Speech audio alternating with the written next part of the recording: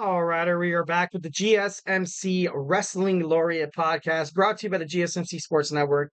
I'm your host, Eric Rodriguez, here every Monday through Friday, 8 p.m. Pacific time, 11 p.m. Eastern. Talk about everything in terms of professional wrestling and all the action inside and out, all the juicy drama backstage. Also, we talk about superstar news, rumors, updates, contract signings, from AEW to WWE to TNA to Ring of Honor to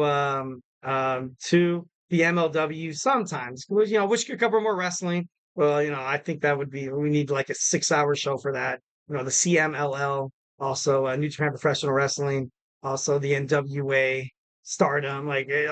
Not, don't get me wrong. Like, of course, if I got, compensated, paid to watch wrestling, that'd be pretty badass. All right, guys. So I hope you guys are ready to take this journey with me. It is Tuesdays today in wrestling history. First and foremost, we have a couple birthdays today, which as soon as okay, there we go. Couple of birthdays, noticeable birthday today. We have Spike Lee. Spike Lee's birthday today. Also Chad Fortune and Jumping Jim Brunzel.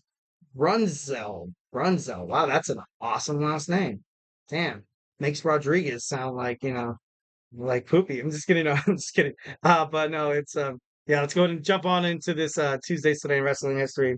So the very first ECW Hardcore Heaven event took place in the ECW arena in Philadelphia. Terry Funk and Cactus Jack fought to a no contest in a main event after the tag team of Public Enemy interfered. This event saw one of the most iconic moments in 90s wrestling when the audience threw dozens of folding chairs into the ring, burying Public Enemy at the end of the show.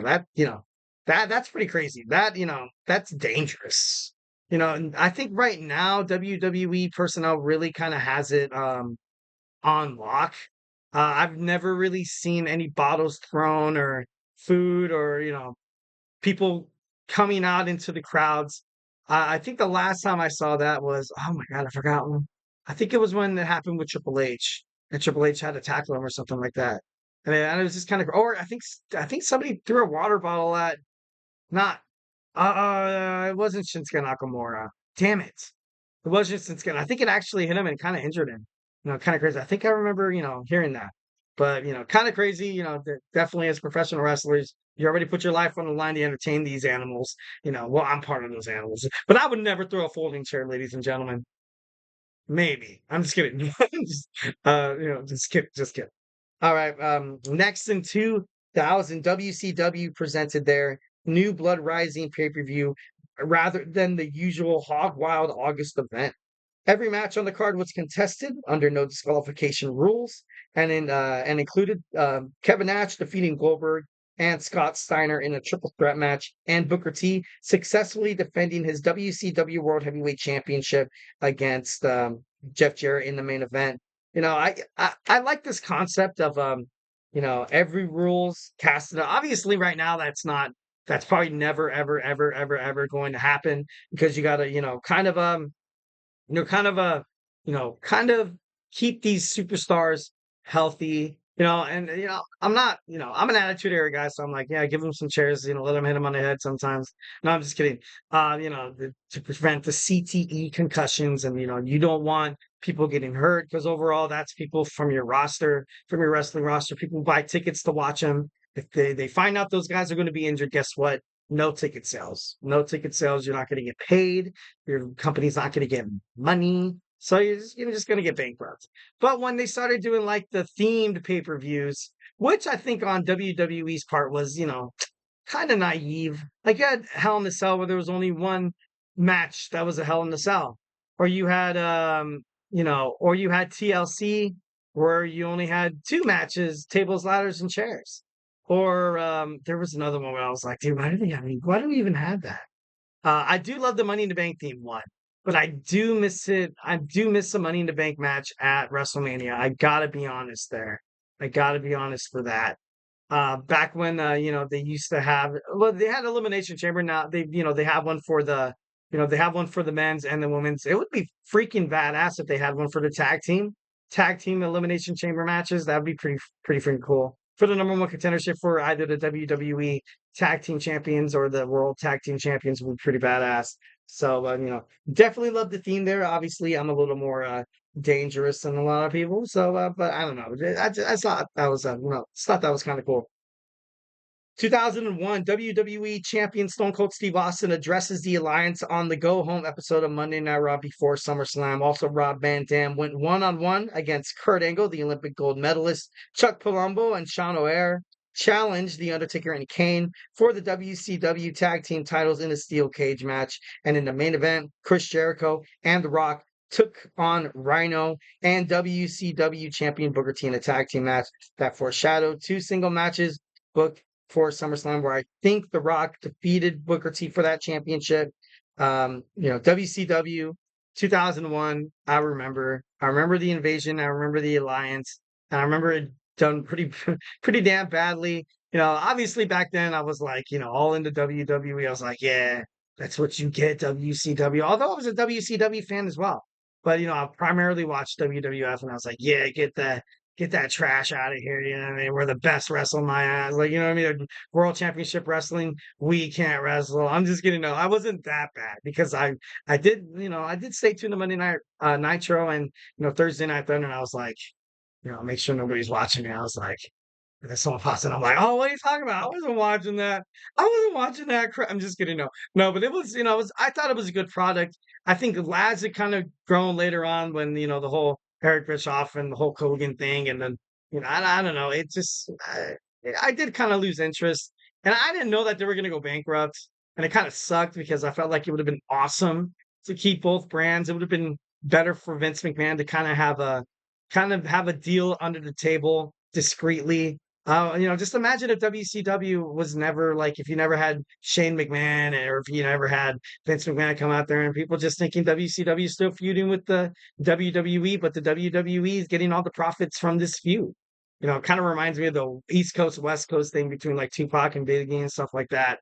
Who was making the most money during that? You know what I mean? Like you had two dudes lose their lives. Obviously, the people who made a lot of it was the media, it was people covering it. So I guess kind of a pretty messed up comparison there, but you guys get the gist of it. You guys get the gist of it.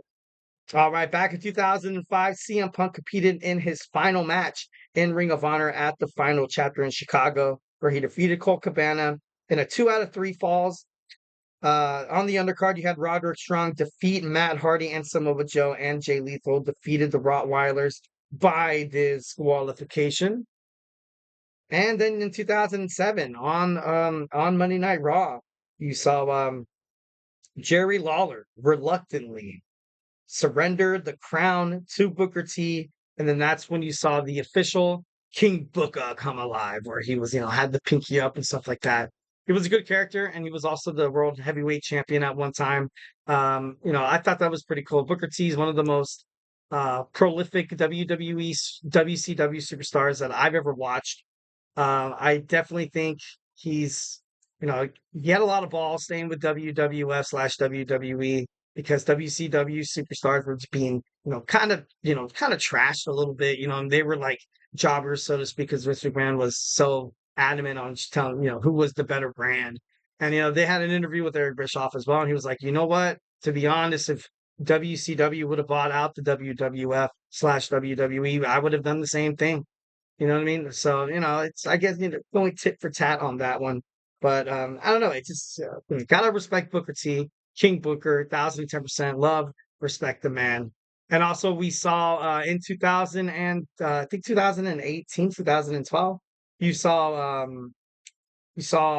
the contract signing Brock Lesnar in 2012. Brock Lesnar and Triple H signed a contract for WWE SummerSlam on Raw. Raw general manager AJ Lee teamed up with the WWE champion CM Punk and John Cena to take on Daniel Bryan and The Big Show. WWE Hall of Famer Rowdy Piper hosted a special edition of Piper's Pit featuring Chris Jericho, Dolph Ziggler, Vicky Guerrero, and The Miz. So, that was a good 2012. I think that was when I started. I don't think I watched this SummerSlam. I don't think so, but I think I did. I think I did. I think this was during the time where Brock Lesnar snapped Shawn Michaels' arm, and Triple H to get retribution. He was like, "All right, now I'm going to take on you, Brock." But it, turned out to be a pretty bad idea.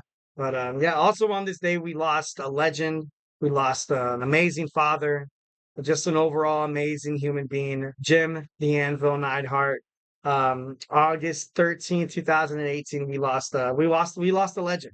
We lost a legend. So thoughts and prayers obviously still go out to their families and and stuff like that.